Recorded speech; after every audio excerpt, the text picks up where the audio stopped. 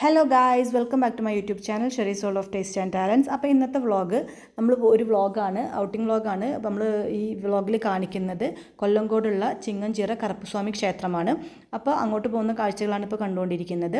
അപ്പോൾ ഞാനൊരു എന്താ പറയുക, ഒരു ഐഡിയ ഇല്ലാതെ ആസ് എ നോർമൽ ടെമ്പിൾ എന്ന രീതിയിലാണ് ഞാൻ എൻ്റെ മനസ്സിൽ ചിന്ത ഉണ്ടായിരുന്നത്. പക്ഷേ അവിടെ ചെന്ന് കഴിഞ്ഞപ്പോൾ എൻ്റെ ചിന്തകളെല്ലാം മാറ്റിമറിച്ചു. ഭയങ്കര ബ്യൂട്ടിഫുള്ളാണ്.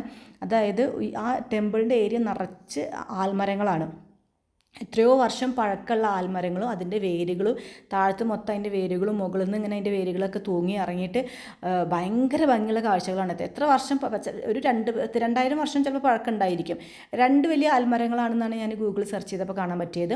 പിന്നെ അവിടുന്ന് അങ്ങോട്ട് പിന്നീട് ഉണ്ടായ മരങ്ങളാണെന്നാണ്. അപ്പോൾ അത്രയും പഴക്കമുള്ള ആൽമരങ്ങളാണ്.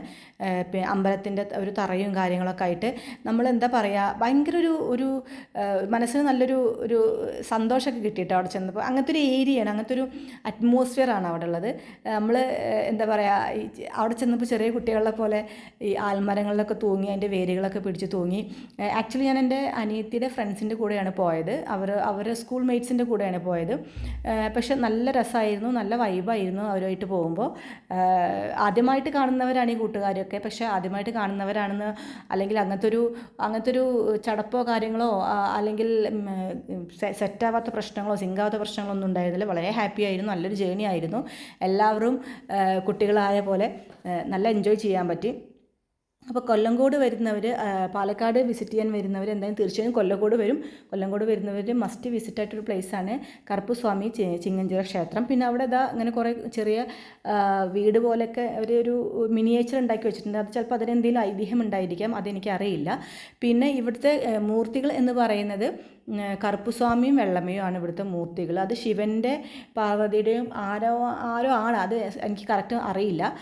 ഗൂഗിൾ സെർച്ച് ചെയ്താൽ നിങ്ങൾക്ക് മനസ്സിലാവും. പിന്നെ അതുപോലെ തന്നെ കൊല്ലങ്കോട് ഇതിന് മുന്നത്തെ വീഡിയോ കൊല്ലങ്കോട് ഞാൻ കുടിലിടം എന്ന പ്ലേസ് ഇട്ടിട്ടുണ്ട്. അപ്പോൾ നിങ്ങൾക്ക് സെർച്ച് ചെയ്താൽ അത് മനസ്സിലാവും. പാലക്കാട് ഒരുപാട് സ്ഥലങ്ങൾ നമുക്ക് കാണാനുണ്ട്. അപ്പോൾ ഇത് ഭയങ്കര എന്താ പറയുക, ഒരു വല്ലാത്തൊരു അറ്റ്മോസ്ഫിയറാണ് ഇവിടെ.